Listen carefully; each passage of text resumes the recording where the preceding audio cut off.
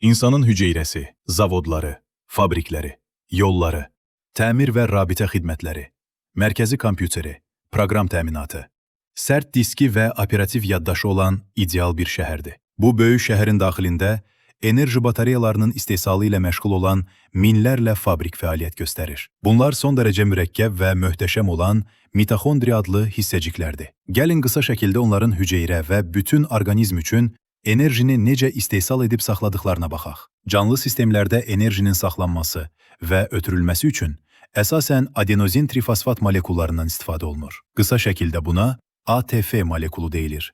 Yetkin bir insanın orqanizmi sutka ərzində orta hesabla 50 kiloqramdan 70 kiloqrama qədər ATF sərf edir. Bəzən bu rəqəm bundan da çox olur. ATF-in əsas hissəsi mitoxondrilərin daxilində yerləşən molekulyar maşınlar, zülaldan ibarət olan nanorobotlar vasitəsilə istehsal olunur. Glukozanın limon turşusuna və karbon qazına çevrilməsi mərhələlərindən sonra az miqdarda ATF və şərti olaraq artıq elektronlar əmələ gəlir. Bu elektronlar xüsusi elektron daşıyıcı molekullar tərəfindən tutulur. Sonra elektronlar son dərəcə mürəkkəb elektron nəqliyyat zəncirinə ötürülür. Bu zəncir bir qrup zülal nanorobotdan ibarətdir və onlar elektronların enerjisi hesabına protonları mitoxondrinin membranalar arası boşluğuna, protonların konsentrasiyasına qarşı nasos kimi vurur. Nəticədə protonlar membranalar arası boşluqda böyük miqdarda toplanaraq yüklərin konsentrasiya fərqini yaradır və geriyə qayıtmağa can atırlar. Onlara bu yol başqa bir nanorobotun, ATF sintaz adlanan qurğunun içindən verilir.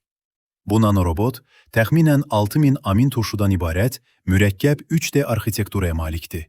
Bu nanorobotun bir turbini var və protonlar ondan keçərkən suyun hidroelektrik stansiyasında olan turbin kimi bu turbini fırladır. Bu fırlanma nəticəsində nanorobotun məkan quruluşu dəyişir və adenozin difosfat ilə fosfat molekulları bir-birinə yaxınlaşaraq, onların sintez olunaraq adenozin trifosfat molekulunu, yəni ATF molekulunu əmələ gətirir. Turbinin bir tam dövrəsi zamanı 3 ATF molekulu sintez olunur.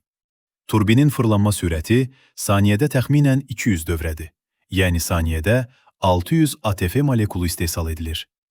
Nəzərə alsaq ki, hər bir hüceyrədə minlərlə mitoxondriya, hər bir mitoxondridə isə 100 minlərlə belə molekulyar maşın, nanorobot mövcuddur.